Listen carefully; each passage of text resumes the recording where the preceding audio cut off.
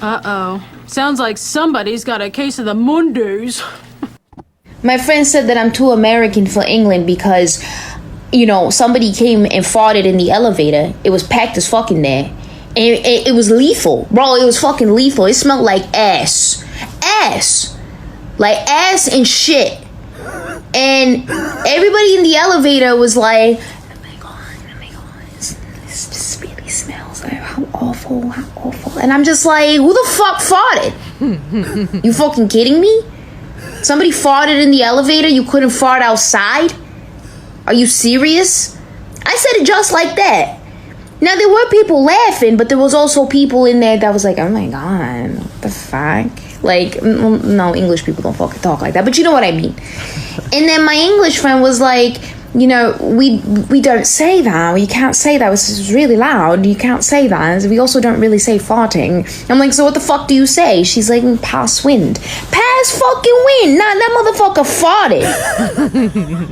He fucking farted. And he deserved to know. I remember one night when I was a kid, I'd stay up all night trying to figure out where the sun was. And then it dawned on me. I go to the church conference in the Tennessee. A white lady, she come up to me, she said, hi, Lay. Me and the girls are gonna go get some lunch. You wanna join us at the Cracker Barrel? I didn't know what the Cracker Barrel is. I thought that maybe is that where white people go and they eat the barrel of crackers? I just say yes because I don't want to ask. They are all very nice white people and I don't think it's appropriate for me to say cracker with a hard R.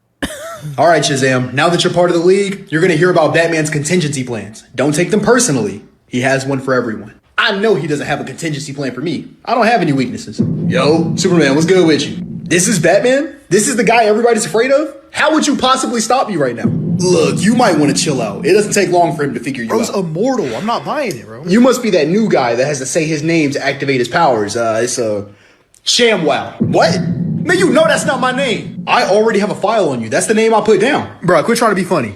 All right, fine. Let me think about it. Oh, I got it.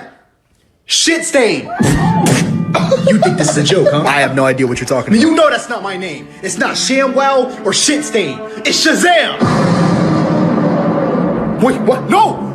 Shh. How'd you fall for that? How did you fall for that? Nah, bro. Shut up, man. We're not trying to hear that. You fell for it. Man, get off me. I'm not falling for that again. Shazam. I'm not saying my name again. So now how are you going to stop me? Shazam. Well, no, I didn't say... I didn't even say it that time. How did you do that? Shazam! Shazam! Hey, I just want to say thank you for giving me your contingency plan. Soaps! I told you he'd figure you out. Now that I got your voice recording, I'm itching for you to turn evil. I dare you. Yo, you do this with everybody? Ask Superman how I move. Oh, yeah, he's always going to have this on him. Yeah, it's up. It's over. He's about to beat your ass. Yeah. Hey, I got it on me now.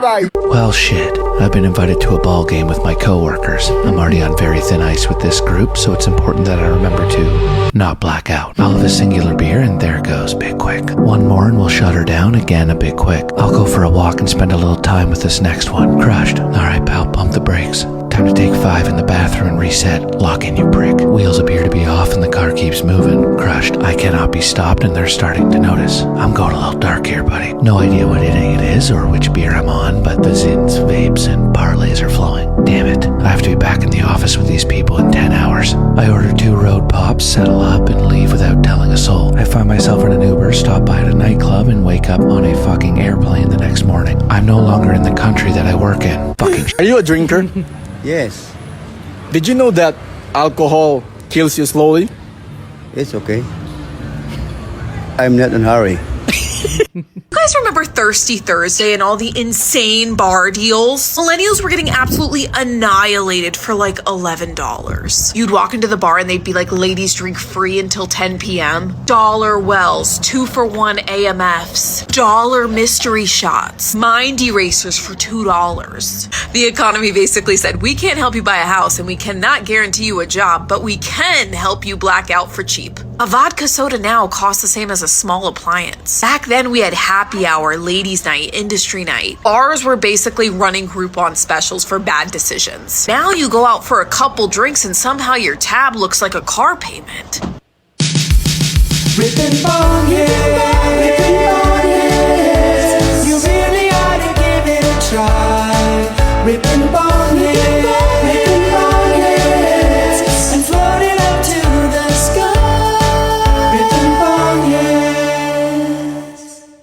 Let me ask you something. When you come in on Monday and you're not feeling real well, does anyone ever say to you, sounds like someone has a case of the Mondays? No. No, man.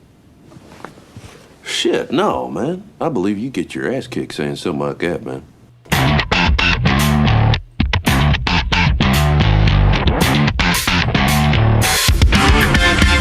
From Filthy Martini Studios in Ontario, California, it's the FOOBAR Show!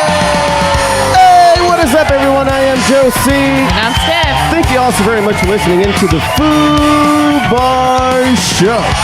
Remember to follow, like, and comment on our socials as at FOOBAR Show. That's FOOBAR Show. And listen at FOOBARshow.com or wherever you get your podcasts.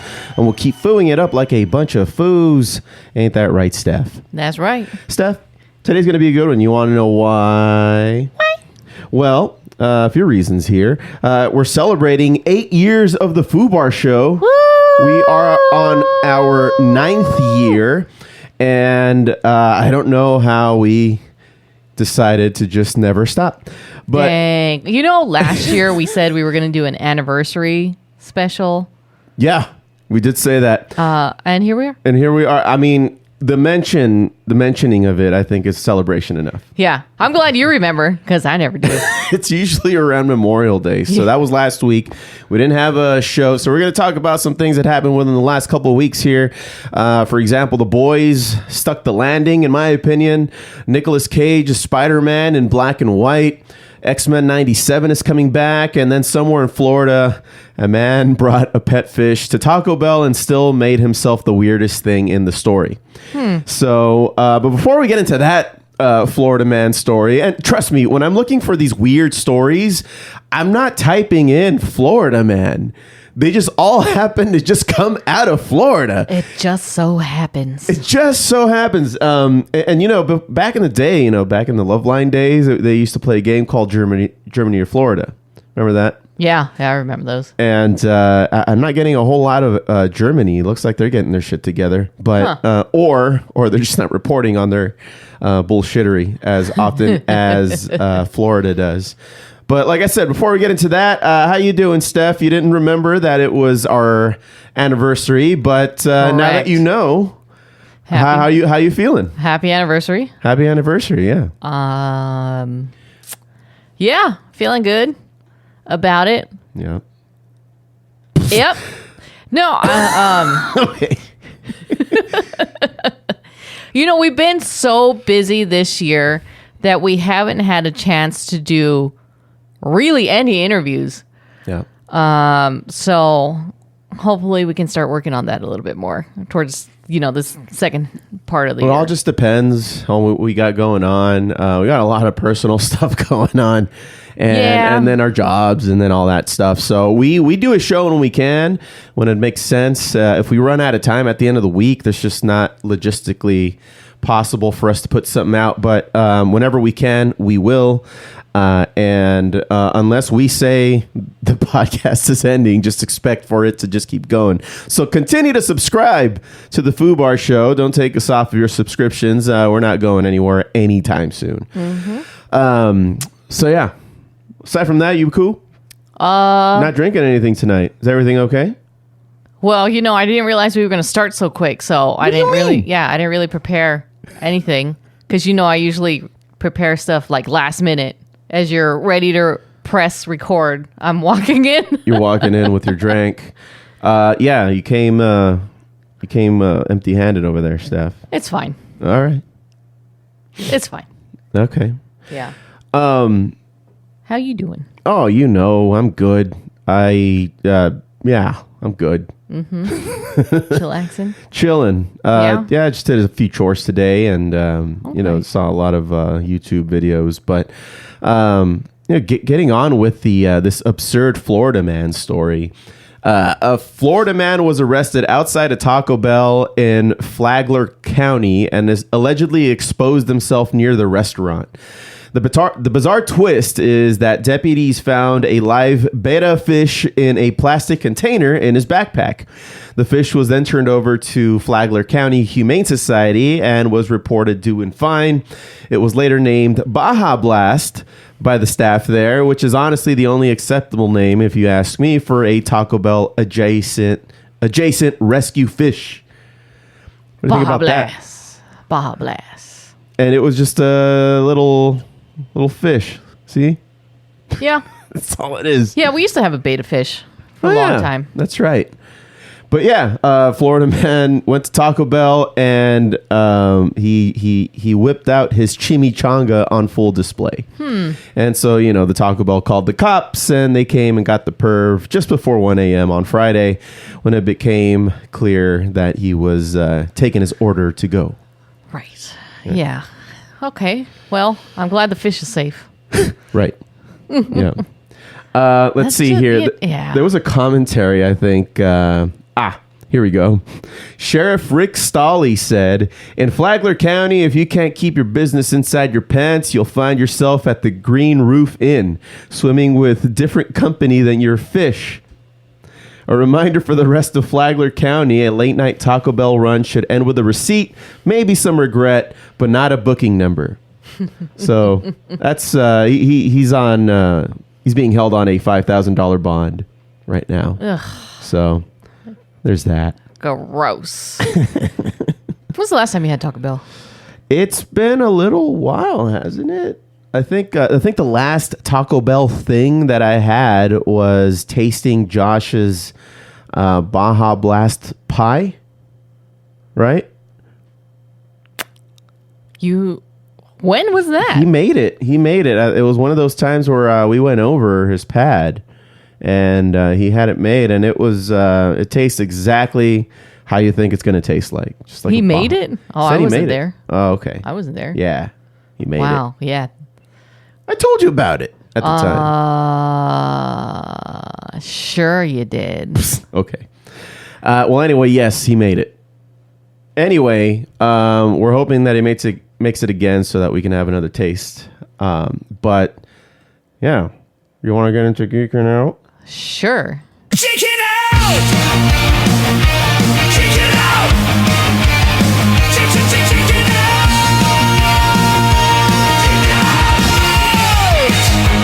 Geeking Out! All right. So The Boys series finale happened within the last couple weeks, Steph. I thought it was pretty satisfying, a little messy, very much on brand with what the show has been all about, with it's just spilling each other's guts all over all over the screen. Yeah. Especially on Huey. Huey always gets something splashed on his face, usually blood. So yeah, The Boys aired its series finale. Blood and Bone was the name of that last episode, and it went out violently, but with more emotional closure than some fans expected, because it had nothing to really do with how they ended it in the comic books. And you looked into it even and found out that there was quite a few changes that they made for this. But if you ask me, I think that it included everybody in the cast rather than in the comic book version. It's really much more of a standoff between Homelander, Butcher, and Homelander's clone that ends up being Dark or Black Noir. Yeah. So, I mean, the changes that they did, they're inevitably it's going to happen, but it worked for the show. I think so. Except for, and if you haven't seen this, you're already behind. So, spoiler alert. Yeah. Starlight taking Deep to the beach for their last fight off. She didn't know that there was a hit out if he ever went back into the ocean. Yeah, so she takes him to the place where he is potentially the strongest. The strongest at. I mean, the guy has gills and everything. Yeah. And he can talk to fish. Lord of the Seven Seas. Yes, but she didn't know that they wanted to kill him. Yeah. So the fact that that all happened, I think was just a stroke of luck, or the writers are just like, this is good. Let's have him die this way. And, like as a viewer, I knew that was going to happen. Mm-hmm. Yeah, ever since he was threatened by Sam L. Jackson as a shark. But really, like, she had no idea, so why would she take him there? We'll never know. But I'm sure she's glad that she did. Yeah, now she knows. And she's just like, holy crap. But anyway, the finale included Homelander being depowered by Kimiko and then killed by Butcher in the Oval Office. And then Butcher also dies after Huey shoots him to stop him from releasing the soup-killing virus. So Huey and Annie end up together, Starlight expecting a daughter named Robin. Kimiko goes to France. Reunites with Monique, and the show gives the surviving characters a surprisingly hopeful landing. The showrunner, his name is Eric Kripke. He addressed why the finale didn't go full scorched earth, probably just like the comic books would have, but he said that he wasn't interested in ending a post-apocalyptic world and wanted the show to remain grounded in a world that still reflects reality, which is an understatement considering they wrote these scripts apparently 2 years ago, and the fact that they were mirroring whatever the hell was coming out of the government and the administration was just, the parallels were just bonkers. Right? And it's just like, dude, can we have like 2 days? They would say, can we at least have 2 days before like you guys do something stupid like this? It was just almost a play-by-play. It was crazy. But that's, I guess that's how much their finger was on the pulse on like all the sociology behind what's been going on in the world today. Yeah. But, yeah. I like it though. Yeah. I was pretty satisfied. Yeah. The whole thing. I think the emotional endings mattered more than making a finale just bigger for shock value. I think, putting everyone at peace at where where they were at in their lives, I think was pretty important. So, Butcher killing Homelander was awesome. That's what needed to happen. Yeah. Definitely. Yeah. With the whole crowbar in his skull and then just popping it open like that. What do you think about, Huey stopping Butcher at the end, though? Well, I'm sure he was motivated at the fact that if he releases this virus, then Annie will die. Yeah. And he's trying to be with her. It's pretty much genocide at that point. Oh, yeah, for sure. I think X-Men did something similar. They did. Where there was some kind of virus or thing that would kill all X-Men or mutants. Yeah. Yeah. But I thought it was fine. Despite all the plot holes and the questions and the things that people are saying online, and just I think some people just complain for the sake of complaining, yet a lot of what they're saying isn't wrong. It's just like, all right already. Can we just enjoy the finale for at least getting to the finale part? Yeah. And a lot of finales don't end well, but this one did. This one was all right.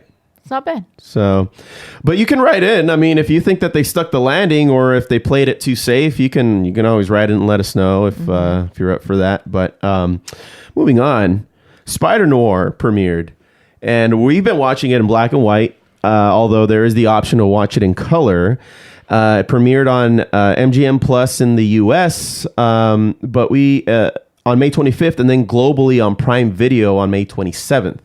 The series stars Nicolas Cage as an older, down-on-his-luck private investigator version of Spider-Man named Ben Reilly in the 1930s New York, and it also features Lamorne Morris, Lee Jun Lee, Brendan Gleeson, and Jack Houston, with producers including Phil Lord and Christopher Miller.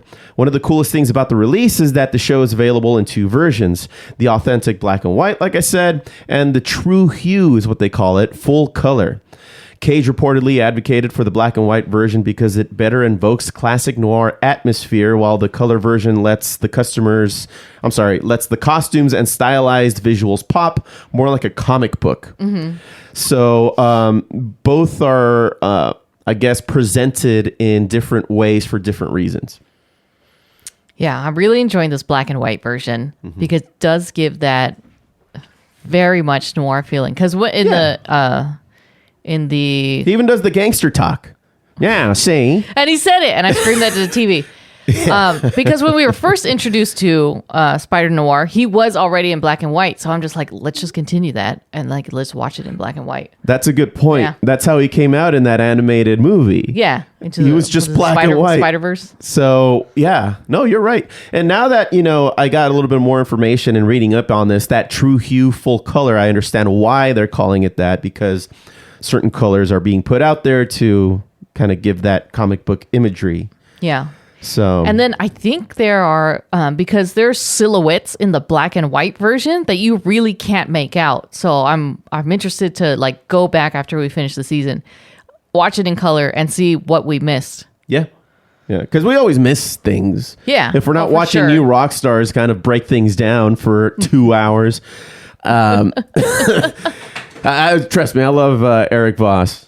Oh, there, our picture fell. Well, that's very FOOBAR. I can't keep that picture on the wall no matter what I do. Anywho, it was our Batmobile here. Yeah, it doesn't want to stick to the freaking wall. I guess I'm gonna have to like nail it on there. But it's our 1966 Batmobile picture with Adam West and Burt Ward in it. Yeah, I think you just need to put it, not like nail it directly into the wall, but you just nail something that would support it underneath, and so it like just rests on top and just lean on. Yeah. You know what I mean? That's not a bad idea. Anywho, I think that, like I said, we're watching it in black and white, and it's a slow, steady pace right now. I think we're on episode, 3, 4? Yeah, 3. And so I think, in my opinion, that's the right take for this show, because you're not trying to be Spider-Man with quips every 30 seconds. It's trying to be like a noir detective story that happens to live inside of the Spider-Man mythology. And then on top of that, you're in the 30s during the Great Depression.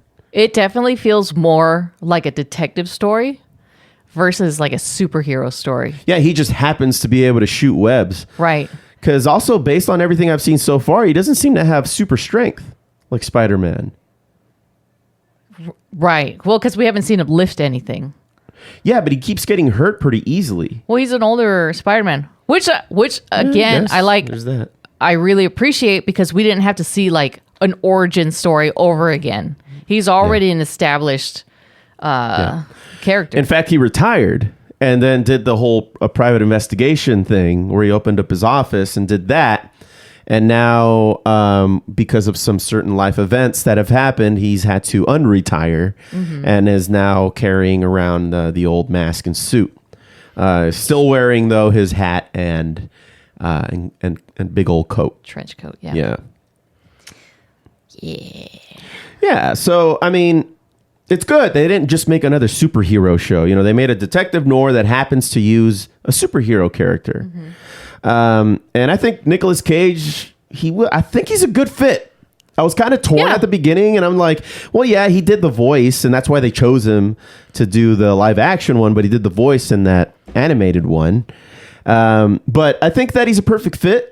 I think his performance style already lives halfway between classic movie star, comic book character, and haunted magician kind of thing. So I think it works for him, particularly also since we're way more forgiving as an audience, knowing that he's an older Spider-Man. Yeah. His style fits just right.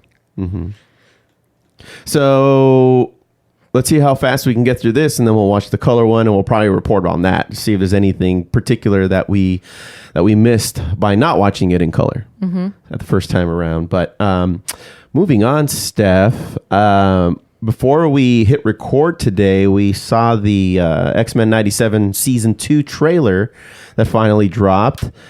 It is revealed that let's see. It's confirming that the highly praised animated series returns to Disney Plus on July 1st. The season picks up after X-Men were scattered across different time periods, while new threats and mutant intolerance continue building back in the 1990s timeline. There's also a bigger picture note with Larry Houston, the executive producer, reportedly confirming that the plan is for at least 4 seasons. with a goal of more regular yearly drops as the long gap between seasons 1 and 2. So I think there was just a lot of turmoil and chaos, I think, with the writers after season 1, because they're not using the same, the pretty much the creator. He's no longer there. Oh, yeah. I think we talked about this. Yeah, we did. And I think that had a lot to do with it. But I'm excited for what's to come. There were a lot of characters, in that trailer, and there was one scene in particular, and you can see it in the trailer, where Jean has like Wolverine's claws that are, I don't know how she gets them. They're probably like telekinetic or, okay. What's the word I'm looking for? I don't know. Magic? Okay. Not magic. I don't know. She uses her powers, and then she's like right behind Cyclops, and he opens up his eyes or his blasters, and then she kind of like doubles it. With I think claws? either with the claws. I have to watch it again. It's either with the claws or like she absorbs his power and she blasts it through her eyes too. It was a very just brief scene, but maybe it was Morph. You think it was Morph? I don't know, but he could be literally anybody. Yeah, Morph. And then he just like, and here's some claws. Right. No, but the claws, they look transparent. So that's why I'm wondering if it's like it's part of her power or if it's like her. I don't know what's going on. Yeah, you're right. So I'm sure we'll get an answer to that when we see it on screen. Yeah. I will watch the trailer again, and then you'll see what I'm talking about. Yeah. And hopefully they continue on the vibe of season 1. I mean, because it worked because it didn't just copy the 90s cartoon. It built upon it. It matured with the audience. Yeah. But, in the trailer, you hear them talking about like, I have to hit the X-Men where they're most vulnerable in the 90s. Yeah. They say that in the trailer. Right. Actually, Apocalypse is saying that. So we're gonna go back to the 90s. Which that's where they were anyway from 97. The time period scatter also gives the show room to go weird, I think, without like abandoning the core soap opera superhero energy that they had going on in season 1. So, and then the promise of just more consistent seasons I find very exciting because, but hopefully it's not one of those things where like a faster production schedule means risking the quality of the show. Right. So hopefully they find a cool balance. But yeah. And then the last thing I got, Steph, is that last week we went to go to the movies to go see Mandalorian and Grogu. Mm-hmm. We saw it in that Screen X version. Oh, yeah. And that was interesting. I guess I didn't know what to expect because as soon as you walk into that movie theater, you notice that there's just the one main screen on the front. And, the way that Screen X is advertised is that you also have like panels on each side, which ended up being the actual wall of the movie theater, which was it was like whitish but grayish kind of thing. Yeah. Like a silver color. Well, it was gray. Yeah. It was gray. And so you get all like the peripheral stuff happening at the on each side of you, but it's not even on for the whole movie. It's just in certain important points where they want to emphasize the visuals a little bit more. Yeah. So I found that pretty interesting. And it's a projection onto the sides. Mm-hmm. So it's not an actual two other screens. Right.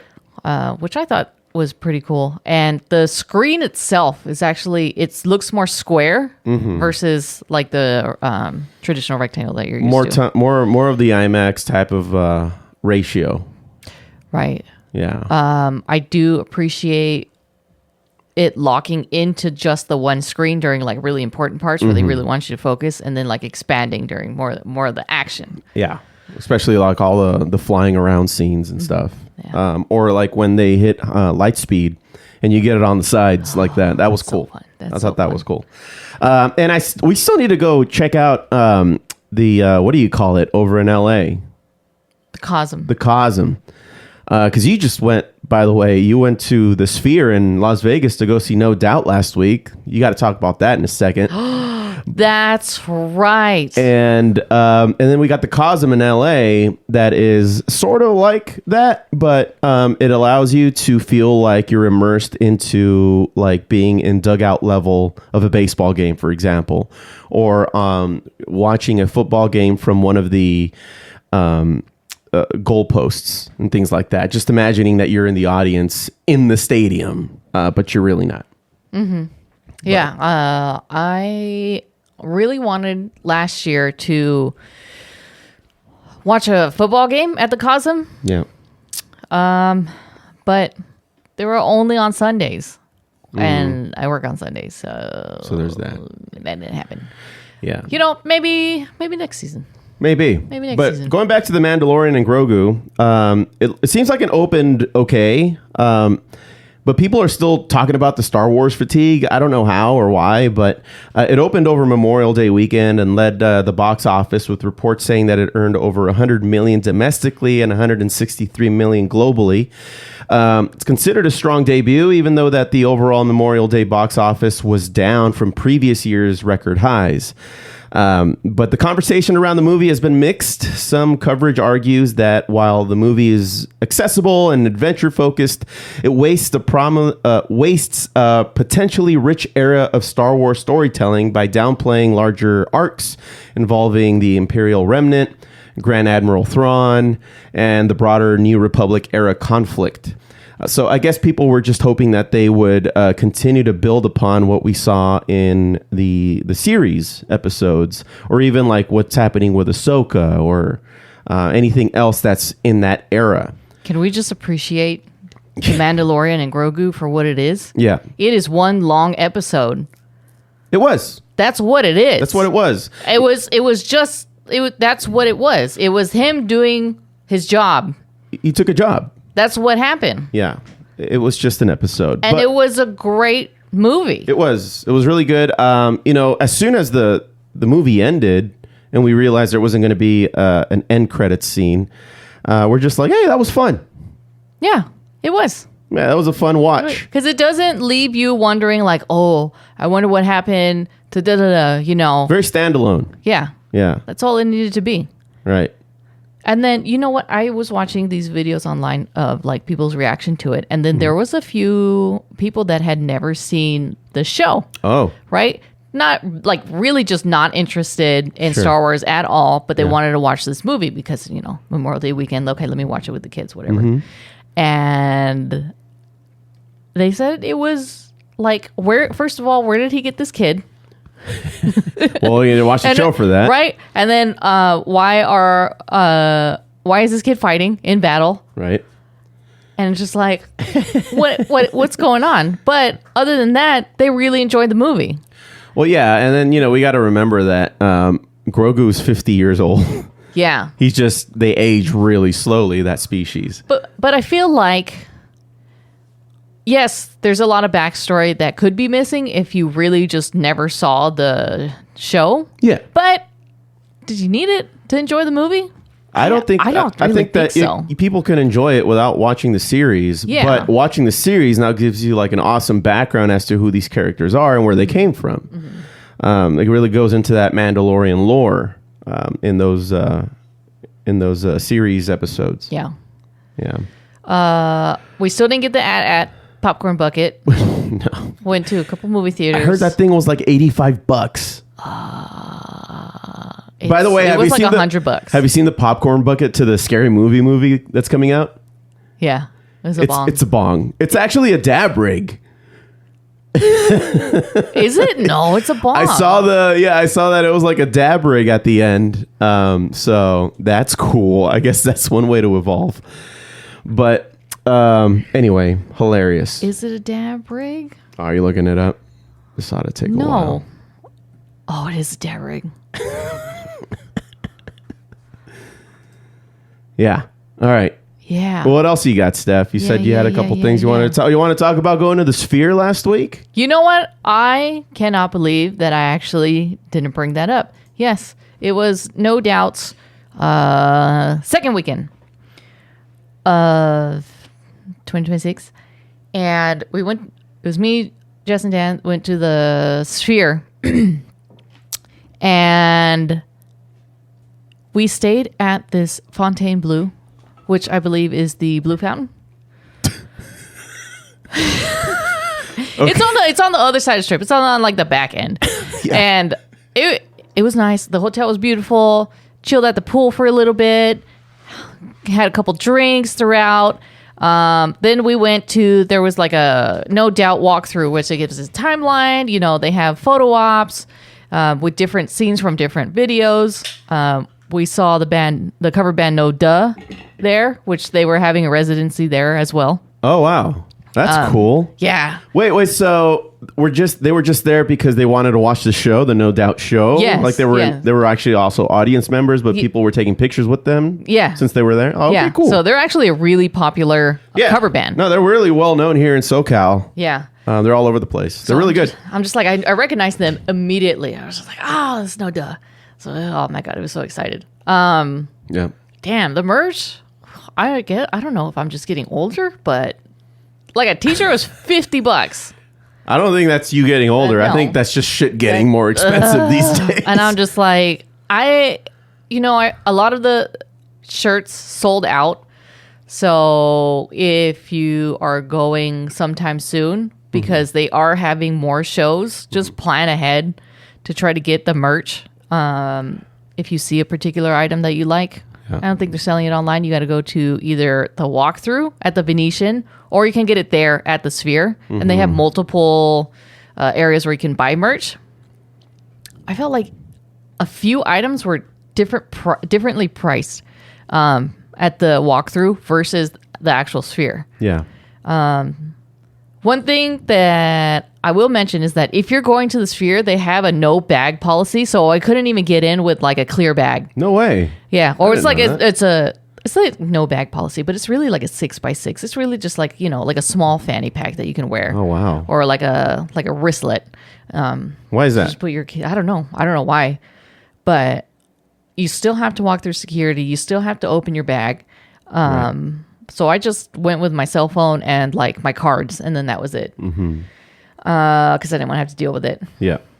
No Doubt they play all the hits. They played a bunch of deep cuts. Nice. How long did they play for? 2 hours. 2 hours? Okay. Yeah. That's pretty decent. They got all the eras down. They got, did they do an encore or tease one and then come back out? Yeah, briefly. I mean, in between certain songs, like when I'll do like a costume change, so they'll play videos up on the screen. There's a lot of home movies. They took breaks. They took breaks. Produced breaks. Yeah. That's cool. Yeah. And then they had to be on point because some of the visual was timed to the song because the video is like them singing. Yeah. Or, they are passing through like roller coasters or things like that. And that's also another thing. If you are really sensitive with visuals, you might have to look away. Like I had to look away a couple times because I was getting dizzy. The screen is so massive that you can just get sucked right into it. Crazy. We sat like in the 200, 300 section, which is great because you can see everything. And it's not all the way up and it's not all the way down. It's like in the middle. Yeah. Well, we weren't in the middle either. We were like off to the side. Okay. But still, that was just like, it was just right because I can still see the stage. I can see them walking around the stage, but then I can see everything behind them versus if you're on the floor, great view of the stage, right? But I don't really think you can grasp the entirety or appreciate the Sphere visuals because that's really what you come there for is the visuals on top of the legendary band. This is my it just happens to be like awesome visuals and then No Doubt's playing right. Yeah, totally. She brought some fans on stage. If they were holding a sign, she was like, get up here, let's take a picture. They snap a quick pic. Pretty cool. I would say that I had a great time. We had drinks. Of course. This is my first time seeing No Doubt, so yeah, they're satisfied. Good band, huh? Yeah, I'm satisfied. Okay. Yeah, they played all the hits. That's good. The one that I really wanted to hear Oh my God. What? It's escaping me, the name Bathwater? of the song. Oh, Bathwater. Yeah? I like Bathwater. Sunday morning? Sunday morning they played. I'm Just a Girl?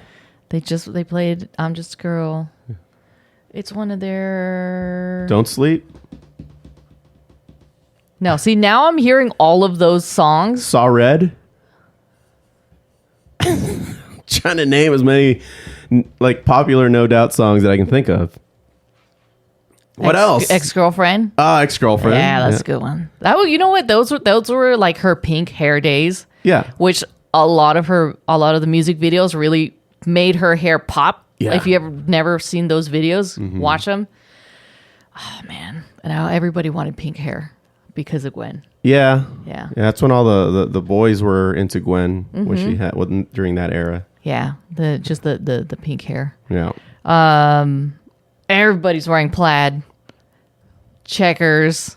Were you the only ones not wearing checkered shit? Well, right. We were just wearing all black. It's pretty standard, concert attire for us. Yeah. So, yeah. Cool. It's a good time. Yeah, I got a couple stickers. I bought some shorts. You won at gambling, I heard. Oh, yeah. So, I always play roulette, and we were like on the way out to leave to go home. And I was just like, let me just like burn this $20 real quick. And so like I put it on a couple numbers and it hit my number. And I was just like, oh, I'm going to win my $20 back. And then it's like, no, it kept going. I was like, I want some money. And then I was like, immediately cash out. Boom, done. Yeah. There you go. That's how you do it. Yeah. Just, I made my money back from the weekend. Yeah. And then I had a little extra for later. Yeah. Very cool. All right, what else you got? Real quick, movies coming out in June. First one that comes out, Masters of the Universe. Oh, yeah. He-Man. Are we deciding that that's going to be an exciting movie? I'm interested in I'm seeing curious. what it's about. I'm curious if it's going to be any good. But I do appreciate He-Man. I've watched the animated reboot. And Kevin Smith one? Yeah, I didn't see that one. I saw like the one from maybe like 20 years ago. All right. Not the old 80s one. Okay. I never saw that one. But they rebooted every once in a while. Sure. So that one was pretty cool. I didn't like the first one. I couldn't get into it. The He-Man and Masters of the Universe. Do you remember that? I mean, that movie? It was before my time, but it was in my peripheral because I had older cousins who would be watching that kind of Saturday morning cartoon stuff, that type of animation. No. I'm not talking about the animation. I'm talking about the movie. Oh, there was another one? There was you don't know this? There was a movie. There was an original movie that came out in, I think, 1987. Oh. Original He-Man. And the Masters of the Universe. Okay. Movie. Boom, yeah, 1987. Okay. He-Man. Masters of Who's the in Universe. it? You've never seen this before? Who's in it? It's the guy. Ash? Not Ash. Did you really think that this was... No, it's Dolph. Ash versus the Evil Dead? Yeah.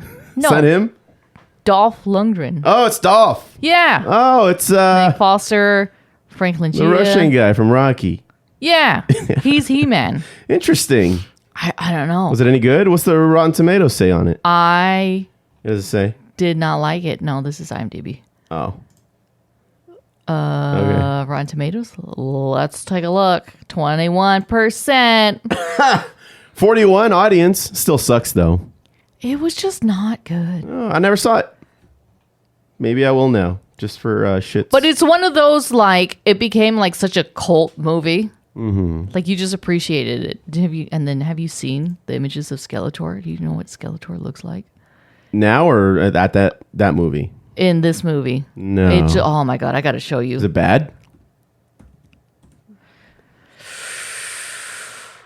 Oh, it looks kind of lame. Yeah. Oh, it's just a painted face. This is the only one I can find. Yeah, but it has like the, it's just a painted face. They try to make it look like a skull, but it's just a painted face. It just looks more like he's kind of decaying versus an actual skull. Interesting. Yeah. I don't like it. We'll watch it. Until we meet again. Until we meet again. Isaac Wells. Yeah. That's the one. Okay. That does the voice. Cool. Of He-Man. I mean, of Skeletor. Yeah, moving on. Scary Movie is also coming out this week. Get your dab rig, popcorn bucket. Get your dab rig. Death of Robin Hood, starring Hugh Jackman. Oh, yeah. That's supposed to be a thing. Toy Story 5. Oh, wow. I mean, do we need it? But it's probably going to be good. Yeah, probably. It'll make you cry. Yeah, they Maybe. all do. Jackass, Best and Last. Oh, I cannot wait for this. Oh, shit. Yes. That was not on my radar, but that's less than a month away. Yeah, it's in a couple weeks. Okay. Also, Supergirl. That's right. We've been waiting for it. Yeah. Yeah. Very patiently. Yes. Yeah. Yeah. We're going to get a crypto popcorn bucket. You're not. I didn't get one last time. No. No, because you know why? I was looking for the dog bowl and they didn't have it. The crypto dog bowl. That's right. Well, those things sell out before like the movie even opens. I know. Because sometimes they're on sale now. Online. Or like at the beginning of the month. Mm-hmm. Yeah, I don't think you're going to be able to get one of those. But it'd be cool if you did. Yeah. Well, I wanted the at. I was really going to spend like $100 getting that at. And I was just going to carry it around with me everywhere. Make it your whole personality. Yeah. I spent $100. Everybody's going to watch it. Just sit there on my desk. Images, popcorn bucket? There's no popcorn bucket images? No, I guess not. I guess not. Maybe not yet. They'll probably release it maybe a couple weeks before the movie gets released. Yeah. I mean, you got your standard just like bucket with the Supergirl on it, but yeah. What is this? KFC's leaked Supergirl collectible is real? Steph. Excuse me? Stop clicking on things. Hold on. What? Crypto's in the KFC bucket?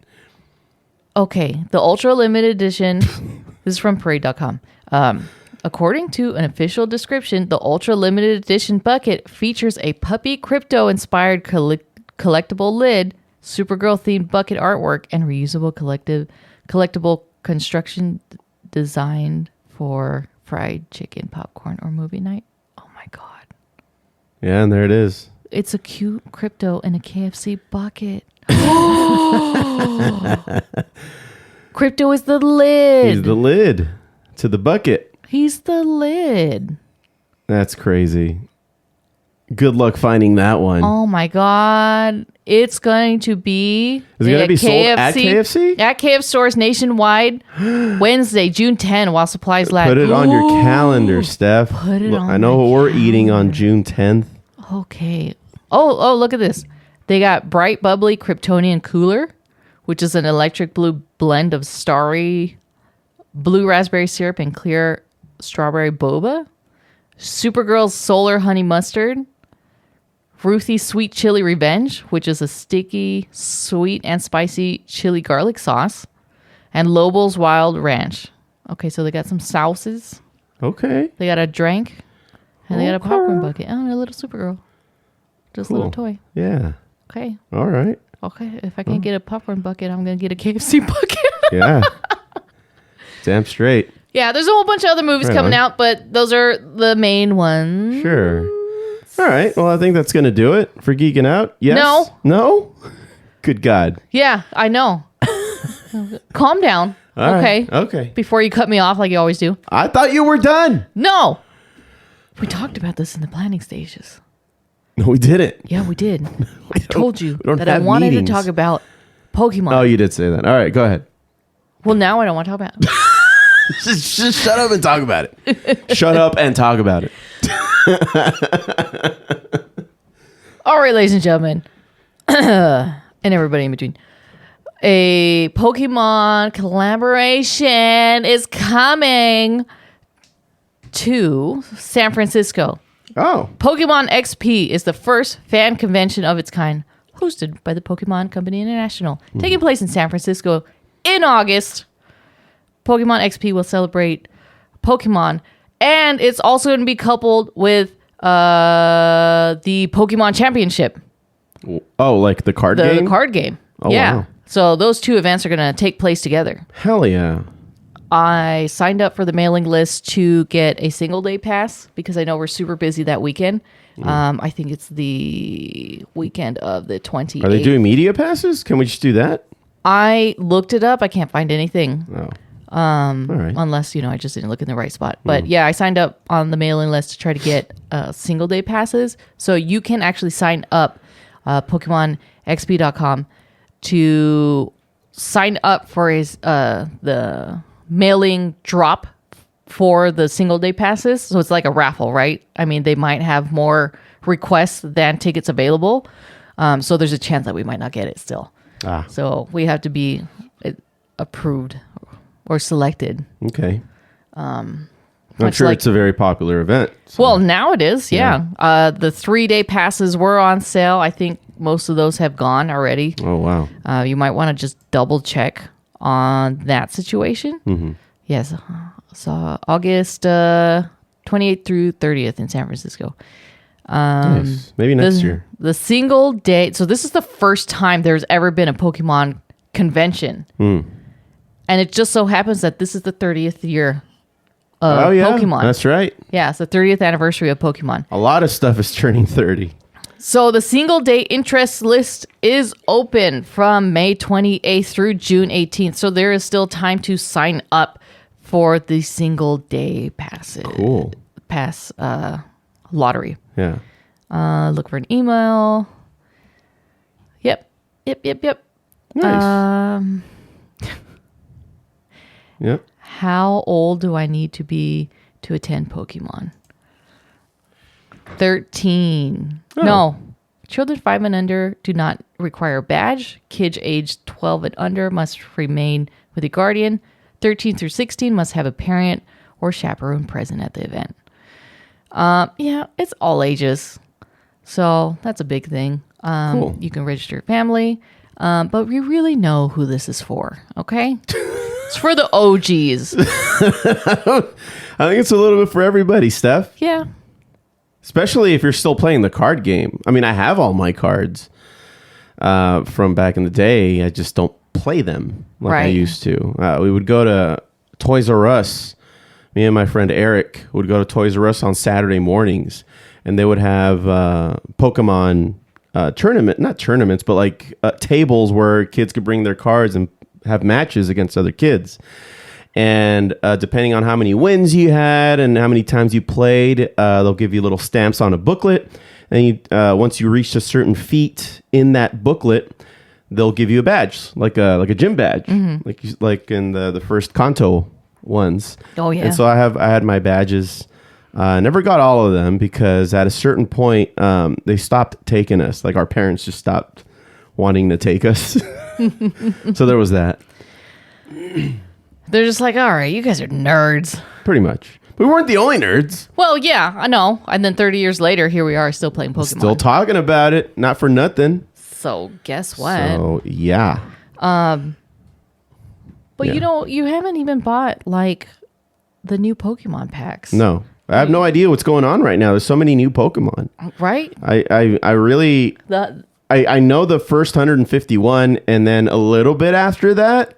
But beyond that, like, I'm lost. Yeah. Like my coworkers a couple weeks ago, we were talking about Pokemon and I'm just like, you guys are making stuff up. I don't know who that is. Yeah. And I'm just like, what do you mean there's more than 4 EVs? Yeah. What do you mean? Yeah. Like I had to go to YouTube and then relearn everything. It's not just Jolteon, Vaporeon, and... Flareon. It's like these other, like every type has one now. Yeah. And it's like a ghost one. Yeah, I can't even keep up with it. It's interesting. But it really it evolves into what it does because of the conditions that the Eevee is living in. of like how it grew up. Like Mm-hmm. it's adapting to its environment, and then when it evolves to be that much more adaptive to that environment that they're in. So versatile. But anyway, I think we got a little bit off the rails there. You see how excited we get for Pokemon, and you didn't want to talk about this? I didn't say that. Wow. I just forgot that you wanted to talk about this. Wow. All right. Are we Anyway. good? Are we good? Hoping we can get it so we can cover this. Yeah, that'd be dope. If not, we'll plan for next year being there.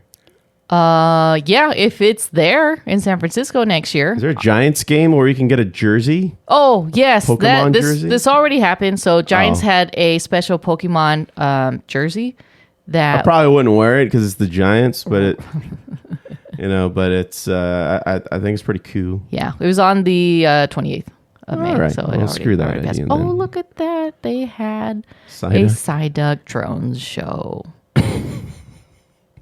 Look at that. All right, Steph. We're running a little late here. Are we good? You got somewhere to be? Yeah, I'm done. All right, we're just gonna do a couple of these. Here's what I would do. I had all right, so let me just play the thing first. Man, see, like, you don't even know, man. It's like you're born into this world, man. And you got it's like this, man, the dust and the wind, man. Or like the dang old candle in the wind, man. It don't matter, man. It's all the oldies, old time. You know what I think, man? Like that dang old, I think, therefore you are, man. Well, that's what we tell ourselves, isn't it, Boomhauer?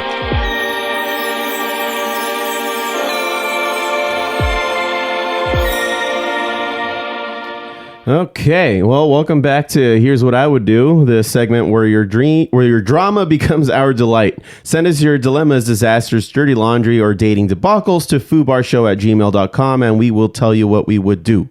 We're not therapists, we just have microphones. So, I wanted to do a follow-up email that we got from a previous one that we covered, and then do two more. But given the time, I think we'll just do that one. I'll read the follow-up email, and then we'll just do the one more, and then we'll save the other one for next time. So this is I don't know if you remember, but this was on the most recent episode, Steph. This is Alyssa in Costa Mesa. The subject on this reads, "Update. I turned off my location and survived." So this is the one where she told, or at least her boyfriend had her agree to turn on their locations, and they were able to track each other. And so she felt super uncomfortable after, he would bring up, did you have fun at Target, when she never brought it up. So it says here, follow up from Alyssa in Costa Mesa. Hey, Joe and Steph, Alyssa here. A few weeks ago, I wrote in about my boyfriend wanting to share locations and how I was starting to feel like I was starring in my own low-budget surveillance documentary. First off, thanks for the advice. It was actually helpful hearing people say that just because something is common doesn't mean that it has to be normal for me. So I finally brought it up. I told him that I didn't like the feeling, like my random stops at Target or Starbucks were becoming conversation topics before I even got home. And to his credit, he wasn't defensive. Apparently, he thought it was just a fun way to feel connected during the day. And he said something that made me laugh. He says, I only check it when you're late, right? To which I replied, that is not helping your case. Long story short, we turned location sharing off. Neither of us exploded. Our relationships didn't collapse. Society continued functioning. The funniest part is, within 3 days, he got lost trying to meet friends at a concert and called me asking if I could turn it on just for tonight. I said no. And that is growth. Alyssa in Costa Mesa. Well, good for you, Alyssa. Because, man, we were getting a little passionate on this during that episode. Right. But I'm glad that, it seems like everything was very, very civil. And if he was lying and he was trying to do something a little bit more nefarious with the information of where your whereabouts were, he at least didn't show it. And seems like it's fine. Yeah, I'm glad it worked out. You guys are fine. But let's see, moving on. All right, so what would we do in this situation, Steph? Ask yourself that after I read this. The subject reads, my wife keeps volunteering me for things. Hey, Foos, I need to know if this is just a part of marriage or if I should be concerned. My wife is one of those people who says yes to everything. School fundraisers, family favors, helping people move, watching someone's dog, organizing events. If a stranger asked her to help build a barn, she'd probably ask what time. The problem is that somewhere along the way, we can help became my husband can help. Last month, I spent an entire Saturday helping her cousin's boyfriend move a couch. I never met this man before, not once. A few days ago, she informed me that we're helping a neighbor install a sprinkler system next weekend. I found out because she put it on our shared calendar. And I've never spoken to this neighbor beyond a polite wave. So how do I tell my wife that I love her generous spirit, but I would also like to stop being drafted into community service projects I didn't sign up for? This is Brian in Temecula. What would you do, Steph? If I just started signing you... This sounds just like a you question. What do you mean? Like if I were to sign you up. I guess. So what would I do? Yeah, what would you do? Oh, okay. I'll tell you stop. I'd be like, hey, no. Or say, this is the last time I'm doing something like this without you telling me first that you plan on doing something like this. And be prepared to put your foot down if it happens again, which... From the looks of it, it seems like she's pretty used to just saying yes and helping people out. So that's what I would do. And hopefully it works out and she doesn't get all defensive and explodes. But yeah, that's what I would do. What would you do if you were him? I don't know. I would probably have to sit down and have a conversation with you. Mm-hmm. Be like, dude, is everything okay? Like, why are you not running these things by me? Yeah. Like what's going on? Yeah, and then you're expecting me to be a thing. Are you okay? You don't have to say yes to everything. Yes.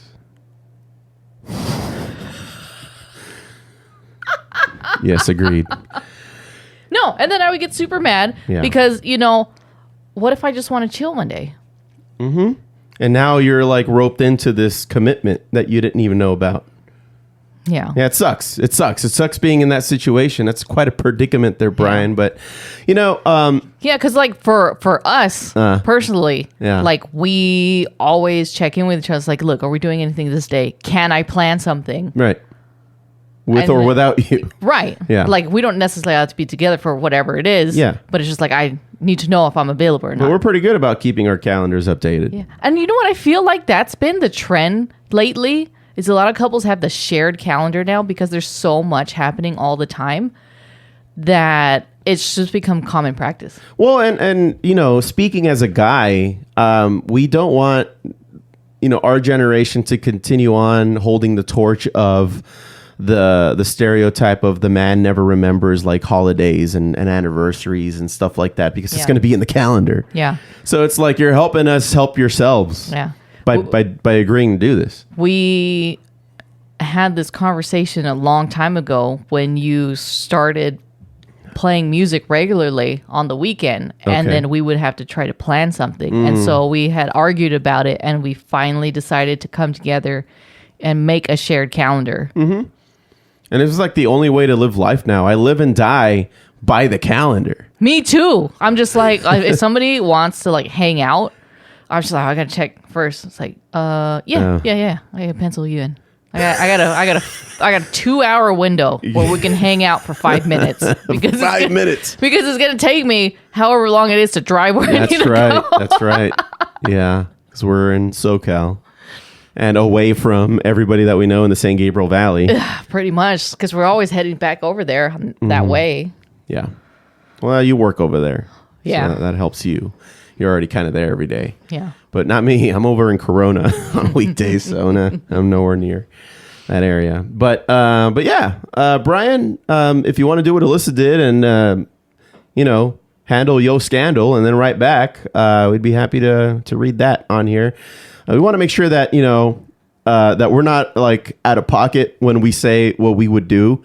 If it ends up happening where you listen to us, which is like, I would say, proceed with caution. But if you choose to do that at your own free will, then let us know if it works out. Just remember, we are not telling you what to do. What is what we would do? We're telling you what we would do. We're not giving you any advice. You're just listening to what we have done that's or what we would do. Yeah. So I think we have enough sympathy and empathy to try to figure out, how we would feel in that situation. Right?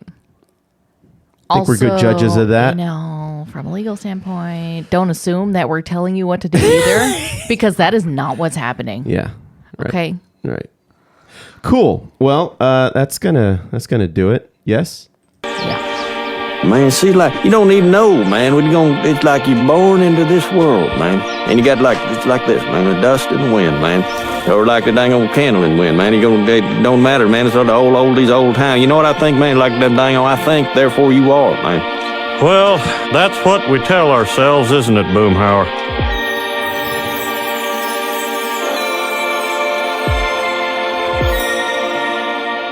All right. Well, thanks for listening in, guys. We do appreciate you guys, signing in every now and again and checking out a new episode.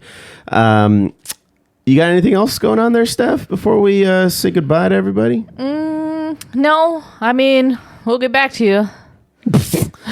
Okay. Whenever we can. This isn't a voicemail. But yeah, all right. Now, we plan on doing one next week, yes? Yeah. We always plan on it, but but then life happens. No, we are trying to be as consistent as humanly possible. So if you know that, if you notice that we didn't put one out one Monday, there was some shit show going on in the background. Yeah. We're really trying to hold it together over here. All right, everybody. Thank you so much for listening into the FOOBAR Show. Remember to follow, like, and comment on our socials as @FOOBAR Show. That's FOO Bar Show. And listen at FOOBARShow.com. And we'll fill it up like a couple of foos. Oops. All right, let's pretend.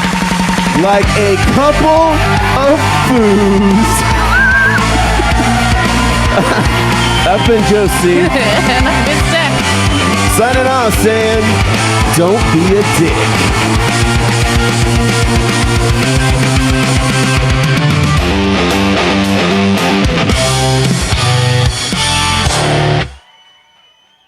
Fuck, man. Thank you, guys. When motorcycle cops arrest you, where do you go? Do you have to hold on to their waistline? Do they drive real slow? And what if you get an erection from the bumps on the service road? When motorcycle cops arrest you, where do you go?